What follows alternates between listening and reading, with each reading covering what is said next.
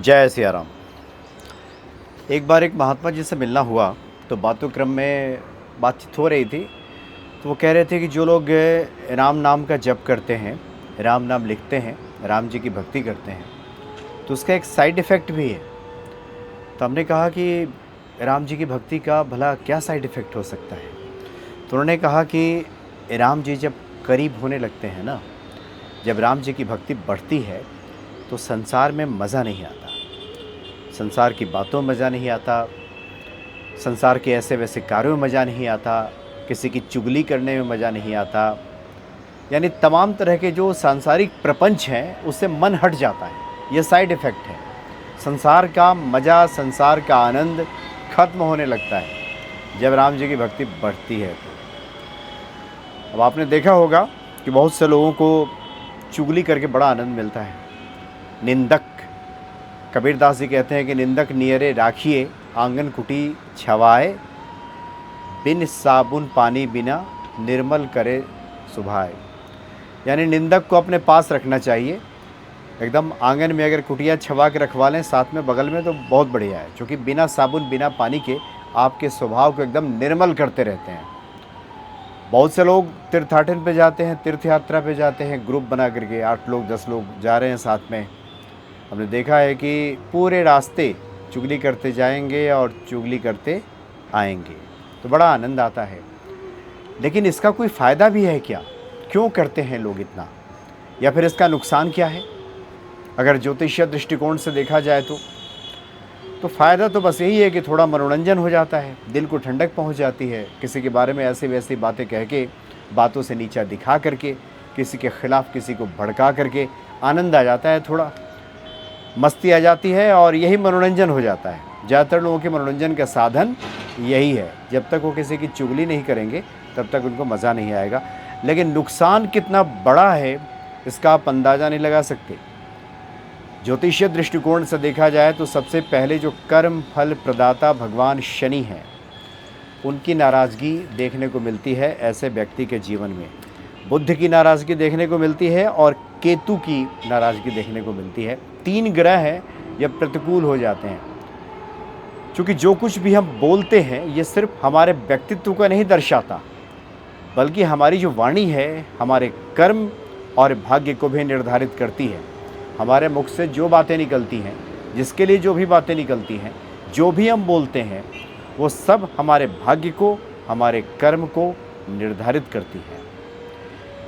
तो सबसे पहले बुध इससे प्रभावित हो जाते हैं, क्योंकि बुध जो है वाणी के अधिष्ठाता देव हैं।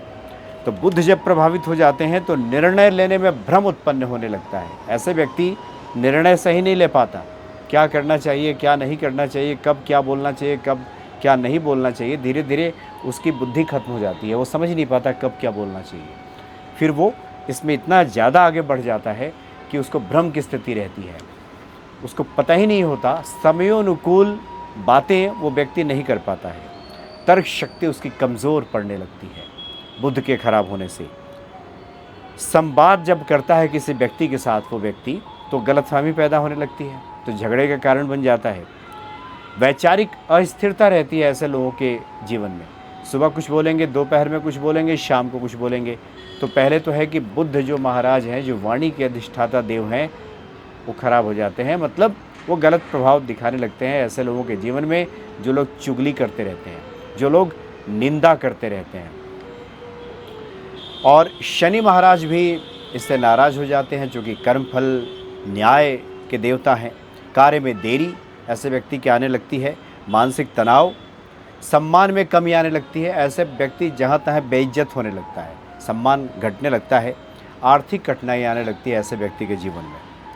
केतु जो है, केतु वैसे अलगाव के कारक माने जाते हैं। वो अलग करते हैं व्यक्ति को, संसार से जब अलग करते हैं, कुछ ऐसी वैसी बातों से अलग करते हैं, तो व्यक्ति ईश्वर से जुड़ता है। लेकिन जो लोग चुगली करते हैं, निंदा करते हैं, उनका केतु जो है गलत प्रभाव देने लगते हैं। तो जिससे क्या होता है कि सामाजिक प्रतिष्ठा की हानि होने लगती है। जो लोग निंदा करने वाले लोग होते हैं, चुगलखोर की श्रेणी में जो लोग आते हैं, उनकी सामाजिक प्रतिष्ठा जीरो हो जाती है, शून्य होने लगती है। उनके प्रति लोगों का विश्वास कम होने लगता है, क्योंकि केतु का ये प्रभाव है। केतु जो है समाज में आपकी विश्वसनीयता कम करने लगेंगे, विश्वास ही नहीं होगा, धीरे धीरे अविश्वासी वो व्यक्ति हो जाता है। कान से जुड़ी समस्याएं पैदा हो जाती हैं ऐसे व्यक्ति के जीवन में जो लोग निंदक होते हैं, निंदा करते रहते हैं किसी न किसी की, हमेशा आलोचना करते रहते हैं किसी न किसी की। और अंतिम समय में ऐसे लोगों का कार्य जो है वो बिगड़ जाता है, बिल्कुल काम ही खराब हो जाएगा। सब ठीक है, अचानक पता चला काम खराब हो गया, बनता काम बिगड़ जाता है ऐसे लोगों का। तो 3 जो प्रमुख ग्रह हैं ये बहुत ही प्रतिकूल प्रभाव दिखाते हैं जो लोग निंदक होते हैं, जो लोग चुगलखोर होते हैं। इसलिए निंदा रस है, इस रस से बचना चाहिए। आनंद तो देता है, थोड़ा बहुत खूब मज़ा आता है इसके उसके बारे में कुछ कह के। कोई कितना भी अच्छा कर रहा हो, कितना भी बढ़िया कर रहा हो, तुरंत निंदा शुरू, तुरंत चुगली शुरू। मज़ा आता है, लगता है कि उस व्यक्ति को हमने अपनी बातों से नीचा दिखा दिया, नीचे गिरा दिया, 2 लोगों में झगड़ा भी लगा दिया चुगली करके। मंदिर भी जा रहे हैं, कहीं जा रहे हैं, ईश्वर के सामने है तो हाथ जोड़े हुए हटे, बस शुरू हो गए। आदत बन जाती है फिर, और धीरे धीरे व्यक्ति का जो नियंत्रण है खुद पर से हटने लगता है। जैसे कि हमने कहा कि बुद्ध जब खराब होते हैं तो क्या बोलना चाहिए क्या नहीं बोलना चाहिए, वो मति उसकी ख़त्म हो जाती है। वो कहीं भी कुछ भी बोल देगा, उसकी बातें लगेगी नहीं किसी को। धीरे धीरे 2-4 साल, 5 साल, 10 साल बीतते वो व्यक्ति कहीं का नहीं रहता। इसलिए जो निंदा है बहुत घातक है। दूसरों में दोष देखना ये ठीक नहीं है, नहीं तो व्यक्ति स्वयं का नुकसान करता है। प्रभु राम की भक्ति का एक लक्षण ये भी है कि दोष दर्शन दूसरे में ना किया जाए। बुरा जो देखन मैं चला, बुरा न मिल्या कोय, और जो दिल देखा अपनो, मुझसा बुरा न कोय। कबीरदास जी कहते हैं कि मैं बुरा ढूंढने के लिए चला कि कौन कौन बुरे लोग हैं, लेकिन जब अपने को खंगाला, अपने को देखा तो पता चला कि मुझसे बुरा तो कोई है ही नहीं संसार में।